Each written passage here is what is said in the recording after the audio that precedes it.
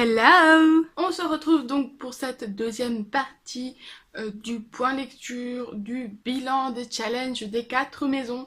Donc si vous n'avez pas encore vu la première partie, je vous invite, si j'ai pensé, à cliquer dans le petit i, sinon à aller voir ma vidéo de la semaine dernière, tout simplement. Voilà, je vais pas vous réexpliquer ce qu'est le challenge, mais je vais m'y mettre tout de suite parce que j'en ai encore pas mal à vous présenter et je ne voudrais pas que ce soit trop long. Donc voilà, c'est parti, on commence tout de suite.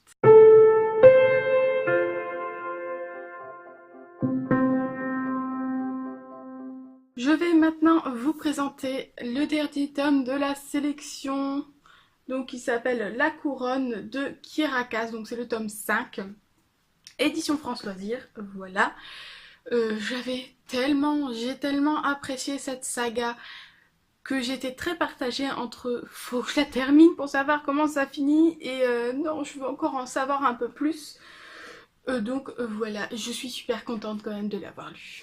Le tout premier tome, il s'agit de America qui va participer à la sélection. Donc en fait, on est dans une dystopie. Nous sommes revenus à cette histoire de palais, de rois, de reines, de princes, tout ça, tout ça. Et donc le prince va être amené à faire une sélection. Donc il va y avoir 35 jeunes filles qui vont être de différents castes. Donc oui, non seulement nous avons un roi et une reine dans cette histoire, mais nous avons aussi des castes.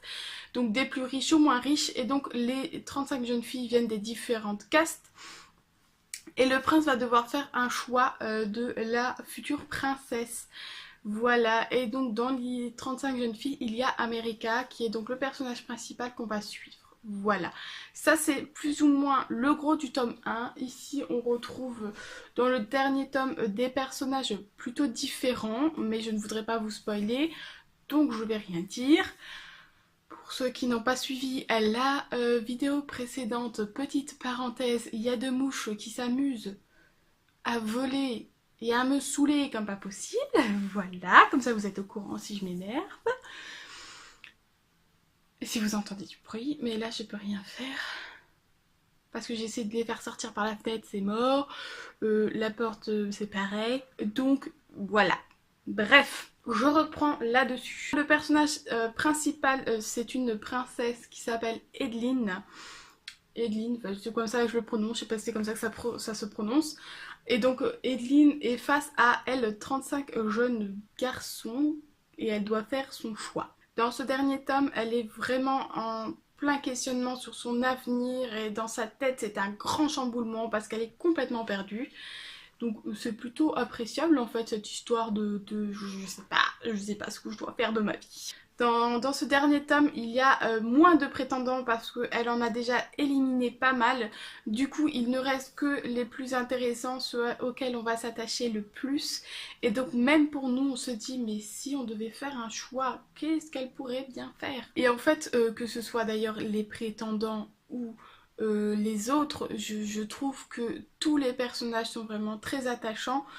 Bon, à part ceux qui sont méchants forcément, mais que ce soit les familles, les gardes, les femmes de chambre, tout ça, ils sont tous très attachants et on a vraiment envie en fait d'évoluer nous aussi dans cet univers parce que c'est vraiment un super bel univers. J'ai assez rapidement plus ou moins compris comment ça allait se finir.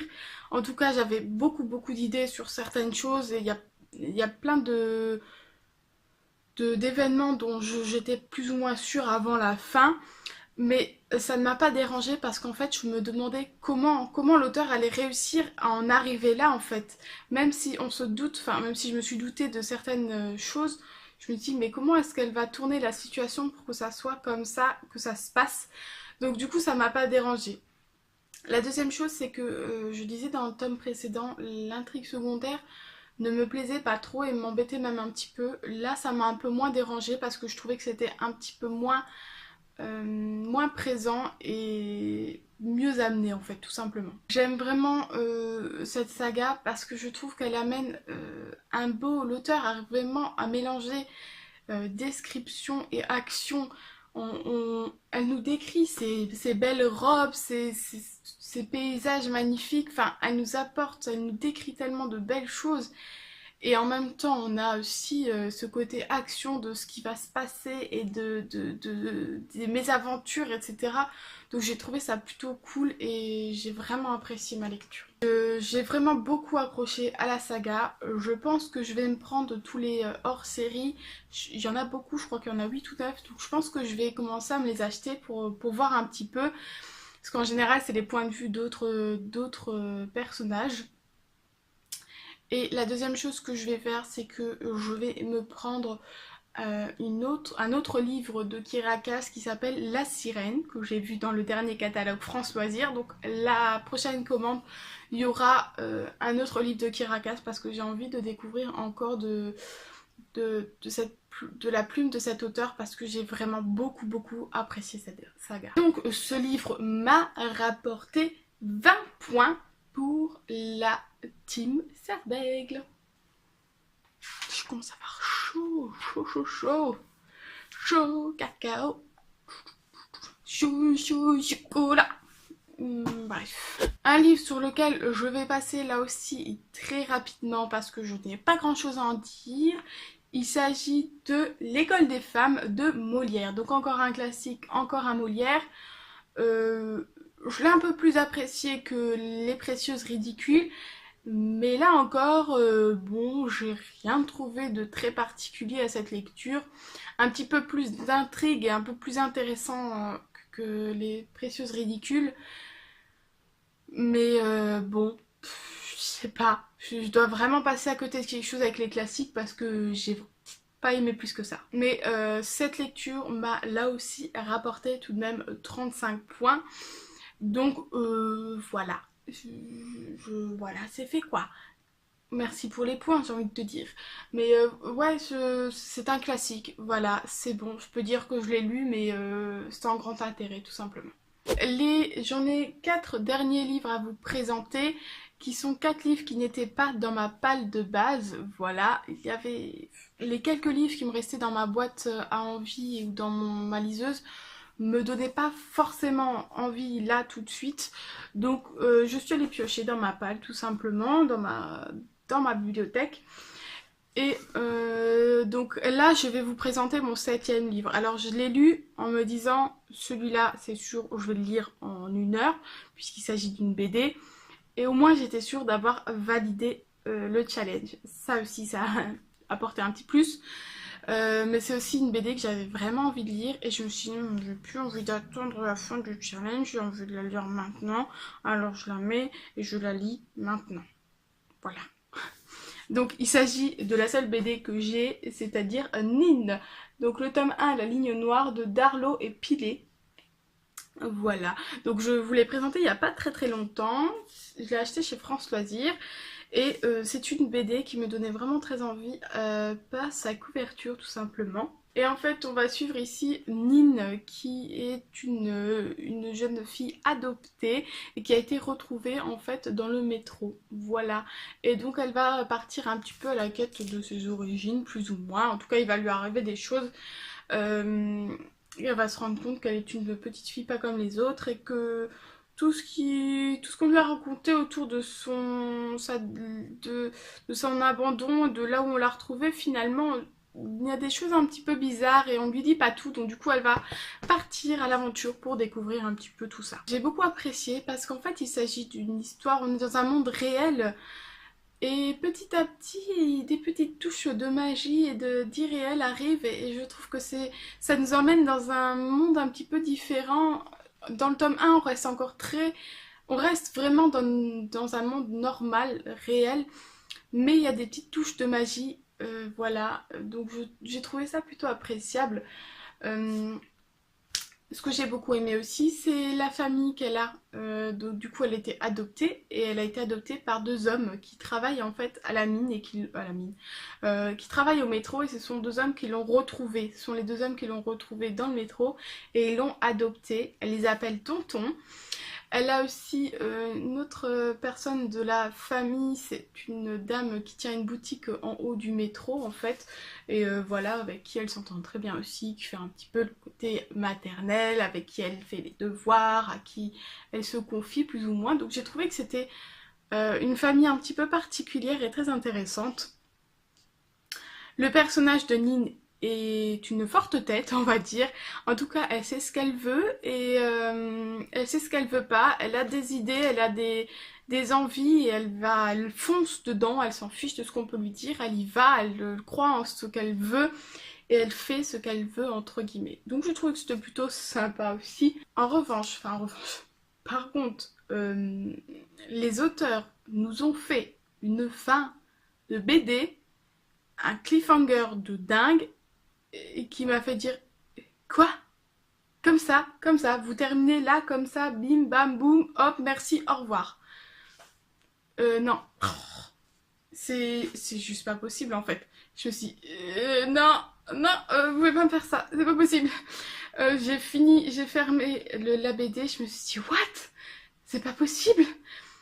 Et j'ai couru aller voir le catalogue que je venais de recevoir de François Dire pour voir s'il y avait le tome 2 qui était sorti parce que je me dis c'est pas possible, je peux pas rester comme ça. Donc dans ma prochaine commande François Dire, il y aura, je disais, La Sirène de Kirakas, mais il y aura aussi le tome 2 de Nin. C'est sûr et certain. Parce que vraiment c'est pas possible de faire autrement. Et j'espère que va y avoir une suite.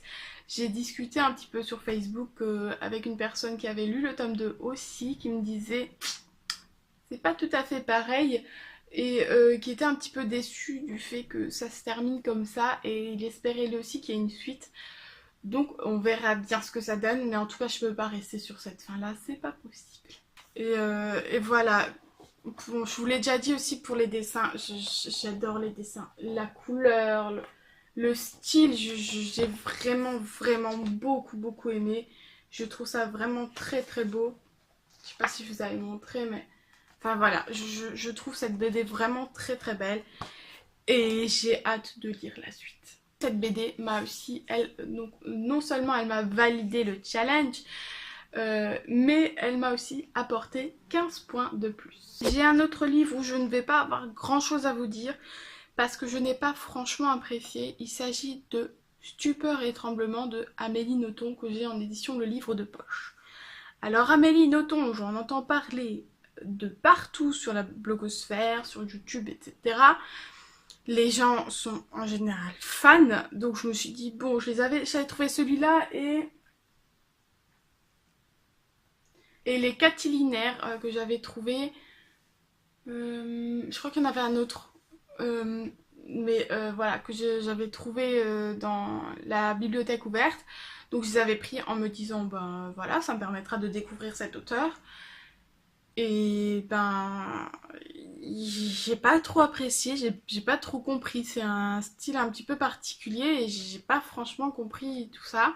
Ici, on va suivre une jeune dame. Est-ce qu'on sait son prénom d'ailleurs? Je crois pas, hein. Je crois qu'on ne sait même pas son prénom. Si, je sais plus. Une jeune femme qui va être intégrée, qui va faire ses premiers jours dans une entreprise japonaise, donc au Japon. Et en fait, grâce à ce livre, on va un peu comprendre et découvrir la culture nippone, tout simplement, et l'entreprise, comment ça se passe par là-bas, par chez eux. Et ben j'ai pas apprécié plus que ça. Alors dans la quatrième de couverture, on nous dit tout de suite comment ça va se finir, plus ou moins. Donc peut-être que c'est ça qui a fait que j'ai moins apprécié, parce que du coup ben, on savait déjà la fin, plus ou moins. Tout ce qu'il y avait à savoir, c'est le cheminement de comment elle allait en arriver là. Et du coup, c'est peut-être ça qui m'a un peu bloquée. C'est pour ça aussi que je ne vais pas vous en dire plus sur cette histoire et je ne vous conseille pas de lire la quatrième de couverture, mais de vous lancer comme ça dedans, en sachant juste qu'il s'agit du Japon et d'une entreprise japonaise et d'une dame qui entre dans cette entreprise. Voilà, je pense que dans la quatrième de couverture, c'est tout ce qu'il aurait dû y avoir, parce que du coup, de savoir la fin, je pense que c'est ça qui a gâché aussi un petit peu les choses. Une autre chose qui m'a plutôt perturbée, c'est qu'il n'y a pas de chapitre. En tout, il y a un peu moins, il y a 187 pages et il n'y a pas de chapitre. Donc c'est un petit peu bizarre. Alors c'est quand même écrit, c'est quand même plutôt aéré, on va dire. Il y a des grands paragraphes, des sauts de ligne là de temps en temps. Mais il n'y a pas de réel chapitre, donc j'ai trouvé ça plutôt étrange aussi, et je pense que ça m'a peut-être un petit peu perturbée aussi. Après, ça se lit très vite, quand même, ça se lit assez rapidement, parce que c'est léger, c'est simple, mais je sais pas, ça l'a pas fait avec moi, j'ai pas adhéré en fait. Quoi qu'il en soit, cette lecture m'a quand même rapporté 15 points. Je lirai un autre Amélie Nothomb, je ne resterai pas sur cette défaite-là. Maintenant, comme toujours, quand je lis un livre d'un auteur que j'ai pas forcément apprécié, c'est toujours difficile de retourner vers cet auteur, mais je lui laisserai encore une chance, bien sûr. Je crois que j'avais lu, je crois que Les Combustibles, c'est d'elle aussi, j'avais plutôt apprécié. Donc voilà, mais celui-là, non, j'ai pas apprécié. Et donc les deux derniers qui n'étaient absolument pas prévus puisque je les ai achetés. C'est acheté quand? Jeudi? Je crois que oui, je les ai achetés jeudi. Et je pouvais pas attendre. D'habitude, j'attends d'avoir fait le book haul pour les lire. Mais là, c'était juste pas possible parce que c'est des livres, quand je les ai vus, je dis oh, j'ai même pas réfléchi, il me les fallait quoi. Donc, très étonnant puisqu'il s'agit en plus de deux mangas. Donc, il s'agit de Chobit, donc le tome 1 et le tome 2. De qui? Je suis tellement nulle en manga que je ne sais pas qui est l'auteur. Voilà, je suis désolée. Clan, peut-être? Je sais pas. Je sais pas, je suis désolée, je n'y connais rien.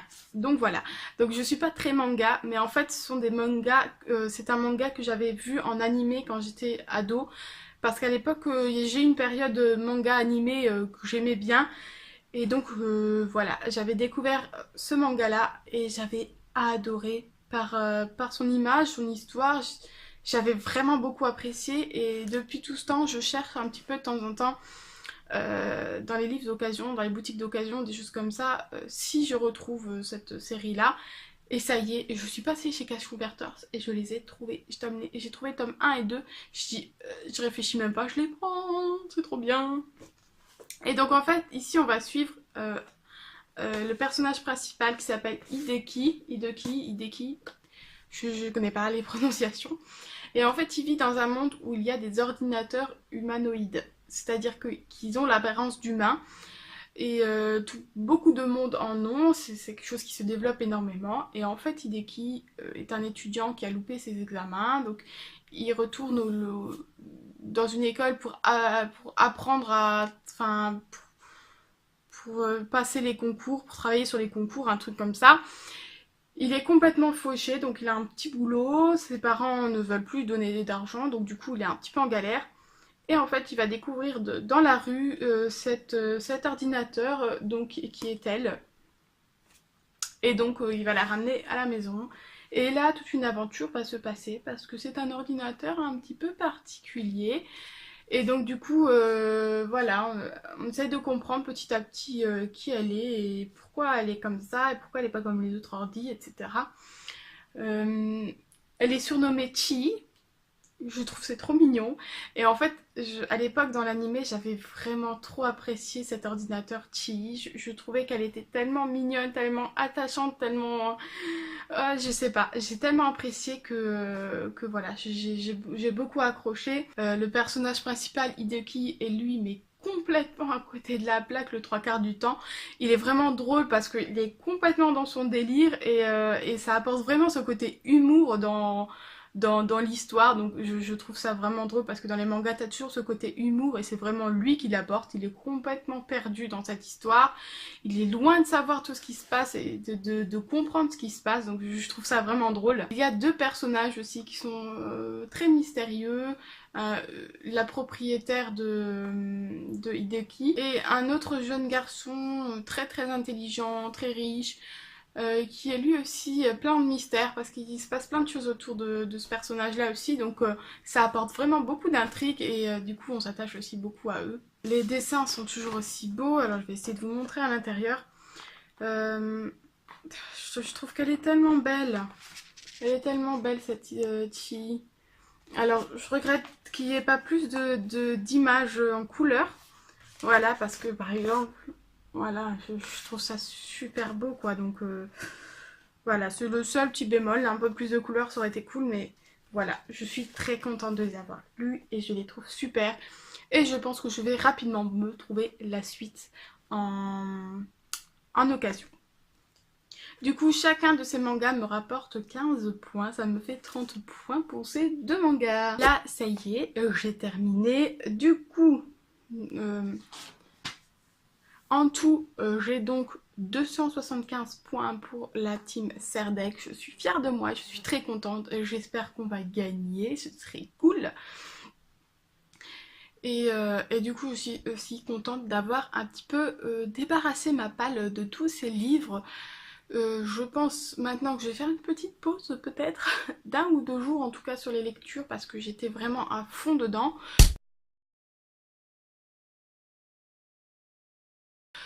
Et là en fait tout ce que j'avais maintenant prévu pour l'été, bah ça commence, cette envie de tous ces livres d'été commence déjà à repartir. Donc je pense que je vais partir sur un peu autre chose. Bref, ça c'est encore autre chose. Je vais m'arrêter parce que là aussi je vois que ça fait déjà 24 minutes que je parle, donc je pense que ce sera largement suffisant pour vous. Et je commence à avoir la gorge qui dessèche. Bref, je vous dis donc à la semaine prochaine. N'hésitez pas à me dire si vous avez participé vous aussi au challenge, à me dire combien de points vous avez gagné pour votre maison, quelle maison vous êtes. Bref, racontez-moi tout ça. N'oubliez pas de vous abonner si ce n'est pas encore fait et de mettre la petite cloche pour avoir de mes nouvelles rapidement, j'allais dire, en tout cas au moins une fois par semaine, c'est ce que j'essaye de faire.